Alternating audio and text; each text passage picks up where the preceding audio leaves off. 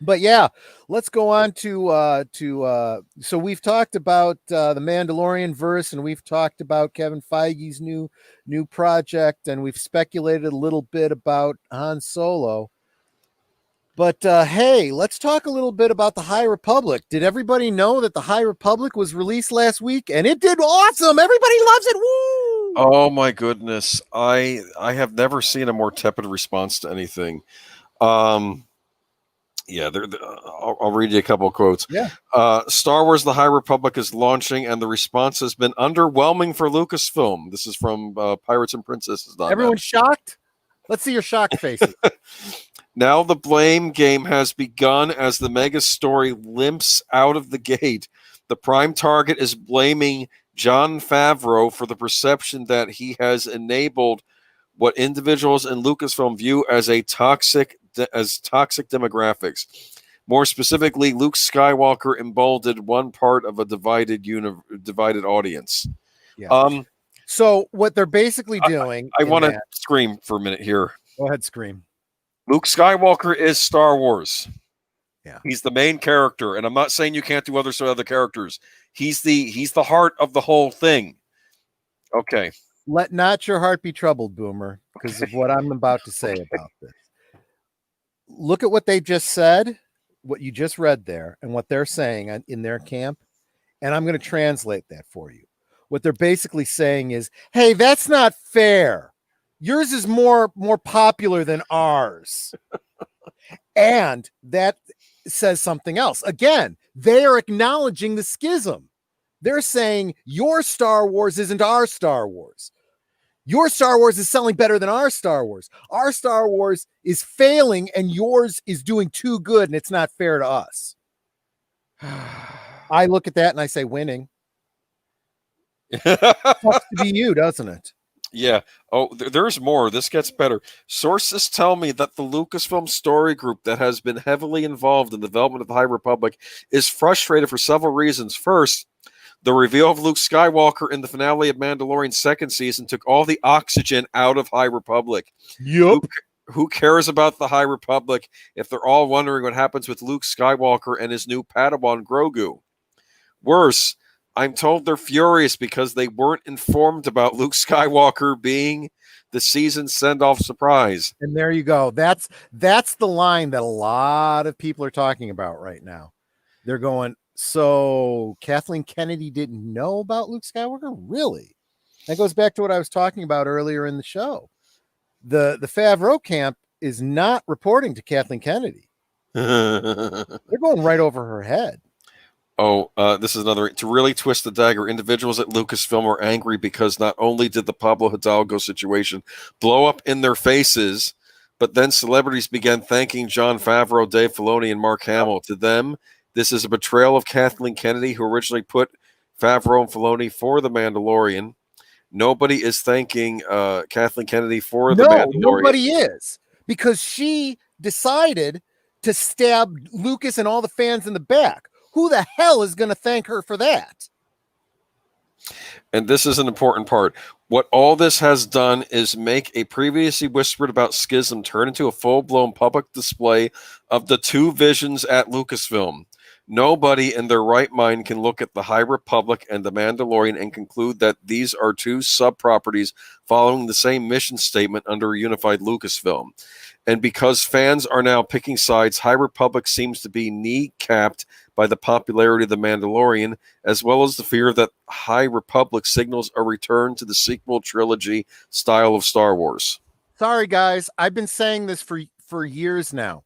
I've been saying this since The Last Jedi. I've been saying that they are going to correct it.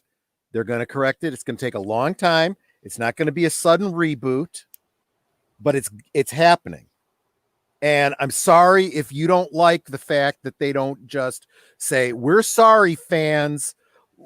Let's pretend those movies didn't happen and we'll greenlit a new sequel trilogy.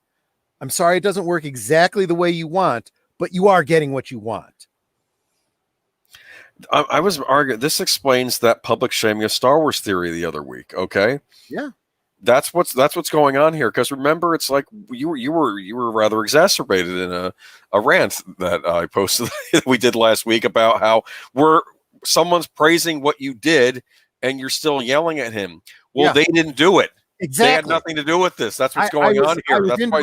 I was indirectly inferring that you know, these people, this guy, the guy from Star Wars Theory is loving something Star Wars. You're supposed to be Star Wars. We're supposed to see it all as one, right? You want us to believe that Kathleen Kennedy's in charge and there's one Star Wars and she's in charge. And so she oversees the Mandalorian and it's all hers, right? If that's the case, then when someone is happy about something Star Wars, Pablo Hidalgo, who represents Star Wars, ought to be like, you're welcome. But no, he belittles people for that. You don't like my Star Wars. You like that Star Wars over there. Therefore, you're scum, you're shit. Okay, fine. Now blame the fans for recognizing this schism that you are amplifying. You are going out of your way to prove the rumors right, dumbasses.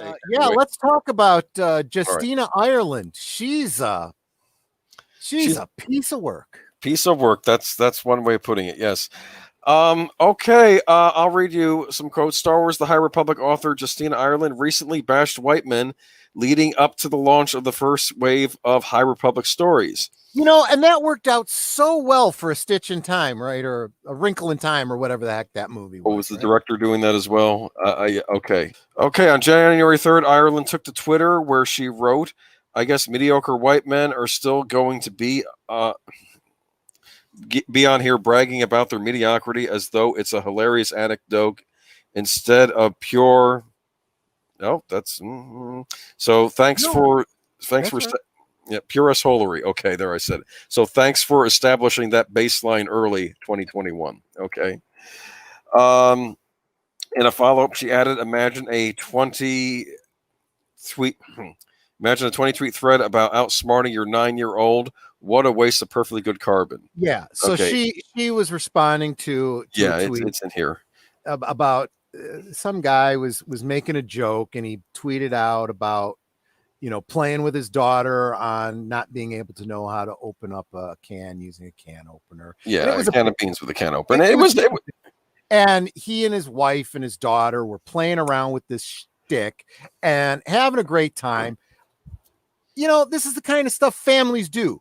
Functioning families that have fun together. Okay. You pick a little bit.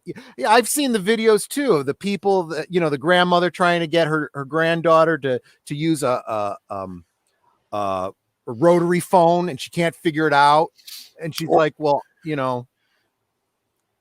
Or also like you set down like an old Game Boy in front of a kid, like how does this work, or like an old computer or something, Yeah, and it's funny and it's the whole boomer joke, and get over it. Okay, everyone has a little laugh and you move on. This isn't being mean spirited.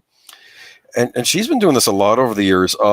Even last year, Stephen King had a tweet saying the most important thing we can do as artists and creative people is make sure everyone has the same fair shot, regardless of sex, color, or orientation. Right now, such people are badly underrepresented. So stop right there, right? Yeah. Here's somebody who is actually on your side, is actually saying the things that you want to hear and you want to say. Go ahead. And her response. Did she say thank you? Did she say I agree? Does she say here? No. What does she say? And Ireland responded writing, and this is why this tweet functionally doesn't work. Creators of color, women creators, and queer creators will never get opportunities as long as quote unquote quality is focused on a white, masculine, hetero default as it constantly is. Yeah. And, I look at that and I go, no. The reason that you're never going to get a fair shake is because you're a. That's why. Oh, I'm sorry, man. You told me that you were going to get me fired up. You got me fired up.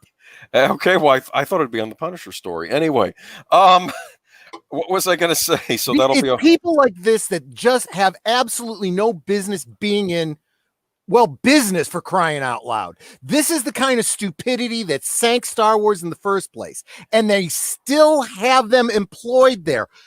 You know, Disney, what the hell is wrong with you? I understand it takes some time and you're giving them enough rope to hang themselves with, but for frack's sake, get rid of these idiots.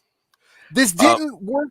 This didn't do you any favors with Captain Marvel. It didn't do you any favors with A Wrinkle in Time.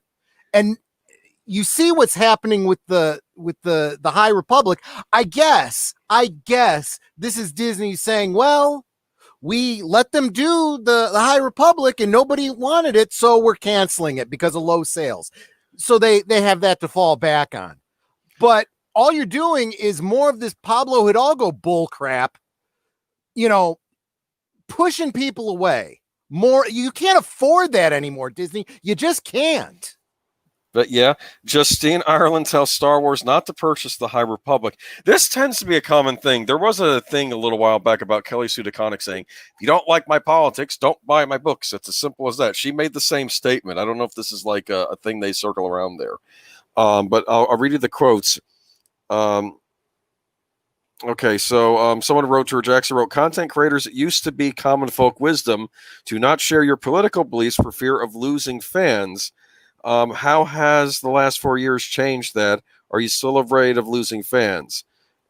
And she also wrote, don't buy my stuff because you don't agree with me. Well, I made a point too. This isn't an issue of politics. This is an issue of bigoted statements toward a group of people based on the color of their skin, which we should be against in any regard.